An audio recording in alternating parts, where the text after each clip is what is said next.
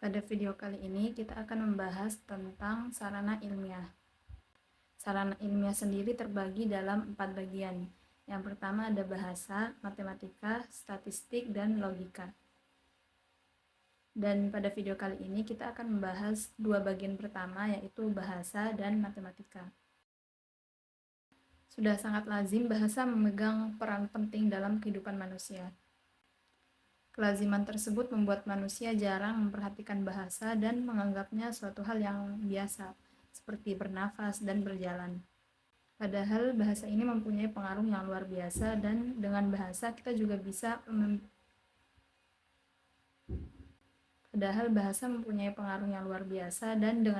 kita juga bisa membedakan manusia dari ciptaan yang lainnya. Jadi dari manusia dengan manusia yang lainnya.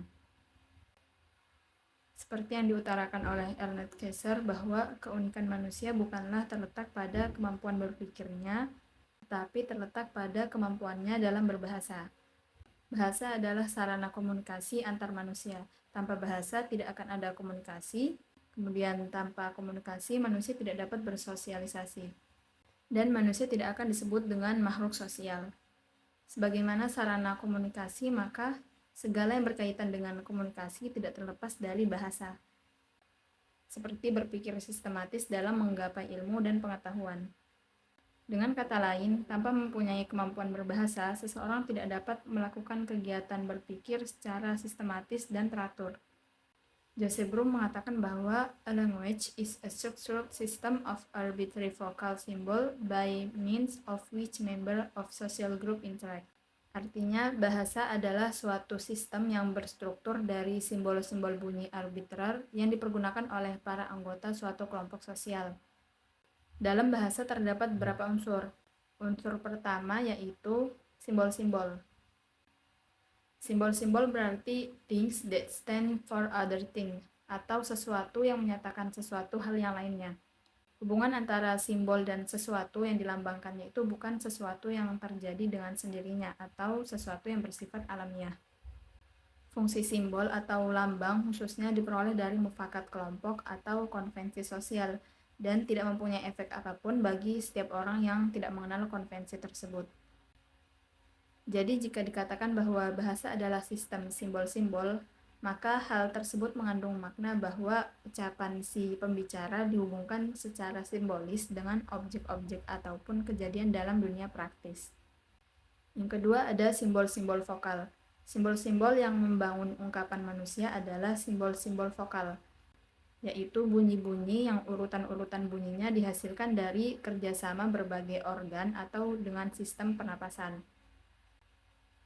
Untuk memenuhi maksud dari vokal yang dimaksud, bunyi-bunyi tersebut haruslah didengar oleh orang lain dan harus diartikulasikan sedemikian rupa untuk memudahkan si pendengar agar mendengarkannya dengan jelas.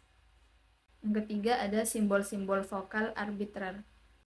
Istilah arbitrer di sini bermakna mana suka dan tidak perlu ada hubungan yang valid secara filosofis antara ucapan lisan dan arti yang dikandungnya. Hal ini akan lebih jelas bagi orang yang mengetahui lebih dari satu bahasa. Misalnya, untuk menyatakan jenis binatang yang disebut Equus caballus, orang Inggris menyebutnya horse, orang Prancis menyebutnya cheval, orang Indonesia menyebutnya kuda, dan orang Arab menyebutnya hison. Jadi semua kata ini sama-sama tepat dan sama arbitrernya. Yang keempat, suatu sistem yang berstruktur dari simbol-simbol yang arbitrer.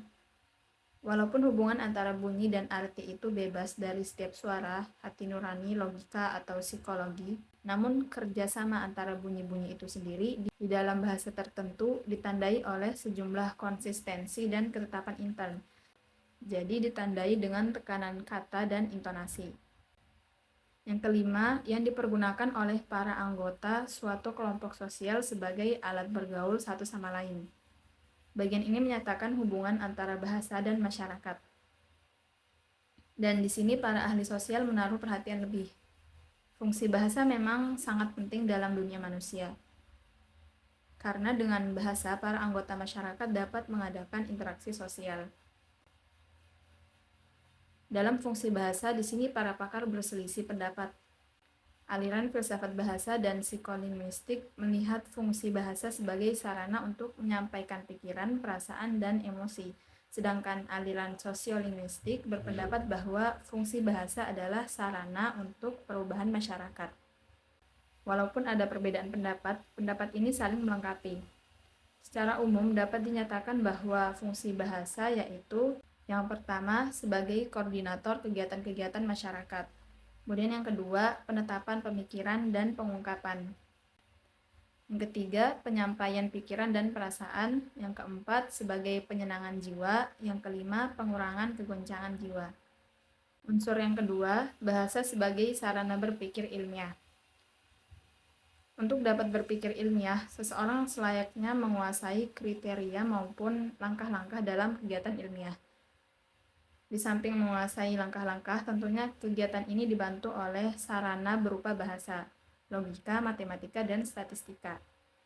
Berbicara masalah sarana ilmiah, ada dua hal yang harus diperhatikan. Yang pertama, sarana ilmiah itu merupakan ilmu dalam pengertian bahwa ia merupakan kumpulan pengetahuan yang didapatkan berdasarkan metode ilmiah, seperti menggunakan pola berpikir induktif dan deduktif dalam mendapatkan pengetahuan. Kedua, tujuan mempelajari sarana ilmiah adalah agar dapat melakukan penelaahan ilmiah secara baik. Karena bahasa adalah alat komunikasi verbal yang digunakan dalam proses berpikir ilmiah, di mana bahasa merupakan alat berpikir dan alat komunikasi untuk menyampaikan jalan pikiran kepada orang lain. Selain itu, bahasa ilmiah juga harus bersifat reproduktif, dengan arti jika si pengirim komunikasi menyampaikan suatu informasi berupa X misalnya, si pendengar juga harus menerima X. Karena di mana suatu informasi itu berbeda, maka proses berpikirnya juga akan berbeda. Unsur ketiga, bahasa ilmiah dan bahasa agama. Sebelumnya kita sudah bahas bahwa bahasa ilmiah adalah bahasa yang digunakan dalam kegiatan ilmiah. Bahasa ilmiah adalah bahasa yang digunakan dalam kegiatan ilmiah, berbeda dengan bahasa agama. Ada dua pengertian mendasar tentang bahasa agama. Yang pertama, bahasa agama adalah kalam ilahi yang terabadikan ke dalam kitab suci. Yang kedua, bahasa agama merupakan ungkapan serta perilaku keagamaan dari seseorang atau sebuah kelompok sosial. Dalam abad ke-20 ini, seluruh kehidupan manusia sudah mempergunakan matematika, dari matematika yang sangat sederhana seperti menghitung 1, 2, 3, sampai yang sangat rumit seperti perhitungan antariksa. Demikian pula ilmu-ilmu pengetahuan, semuanya juga sudah mempergunakan matematika, baik matematika sebagai pengembangan aljabar maupun statistik. Banyak sekali ilmu-ilmu sosial sudah mempergunakan matematika seperti sosiometri, psikometri, ekonometri, dan seterusnya. Hampir dapat dikatakan bahwa fungsi matematika sangat luas dengan fungsi bahasa, yang berhubungan dengan pengetahuan dan ilmu pengetahuan. Bahasa merupakan alat komunikasi verbal yang dipakai dalam seluruh proses berpikir ilmiah, dan sebagai alat berpikir dan alat komunikasi untuk menyampaikan jalan pikiran tersebut kepada orang lain. Ditinjau dari pola berpikirnya, maka ilmu merupakan gabungan antara cara berpikir deduktif dan berpikir induktif. Dengan demikian, penalaran ilmiah menyadarkan kita kepada proses logika deduktif dan logika induktif. Matematika sendiri mempunyai peranan penting dalam berpikir deduktif, sedangkan statistika mempunyai peran penting dalam berpikir induktif. Matematika adalah bahasa yang melambangkan serangkaian makna dari serangkaian pernyataan yang ingin kita sampaikan. Dan bahasa verbal mempunyai beberapa kekurangan. Dan untuk mengatasi kekurangan yang ada pada bahasa verbal, kita bisa menggunakan bahasa matematika. Dalam hal ini, matematika bisa kita katakan sebagai bahasa yang berusaha untuk menghilangkan sifat menjemuk dan emosional dari bahasa verbal. Jadi lambang-lambang dari matematika yang dibuat secara artifisial dan individual merupakan perjanjian yang berlaku khusus untuk masalah yang sedang kita kaji. Sebuah objek yang kita telaah dapat kita lambangkan dengan apa saja sesuai dengan perjanjian kita atau perjanjian dalam suatu kelompok. Umpamanya, kita sedang mempelajari kecepatan jalan seorang anak. Maka objek kecepatan jalan kaki seorang anak ini kita lambangkan dengan X. Jadi lambang X ini mempunyai arti yang jelas, yaitu kecepatan jalan kaki seorang anak, dan tidak mempunyai pengertian yang lainnya. Kemudian matematika sebagai sarana berpikir deduktif. Nama ilmu deduktif ini diperoleh karena penyelesaian masalah-masalah yang dihadapi tidak didasari atas pengalaman, seperti yang ada dalam ilmu-ilmu empirik yang didasarkan atas deduksi-deduksi atau penjabaran-penjabaran. Dalam berpikir deduktif, bahasa yang digunakan adalah bahasa artifisial, yakni bahasa buatan. Keistimewaan bahasa ini adalah terbebas dari aspek emotif dan afektif, serta jelas kelihatan bentuk hubungannya. Karena memang bahasa matematika lebih mementingkan bentuk logis. Yang ketiga, matematika untuk ilmu alam dan ilmu sosial. Matematika merupakan salah satu puncaknya kegemilangan intelektual. Di samping pengetahuan mengenai matematika itu sendiri, matematika juga memberikan bahasa, proses, dan teori yang memberikan ilmu suatu bentuk dan kekuasaan.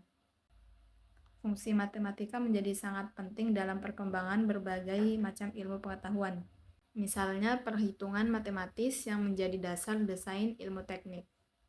Sekian untuk video materi tentang bahasa dan matematika, semoga bermanfaat.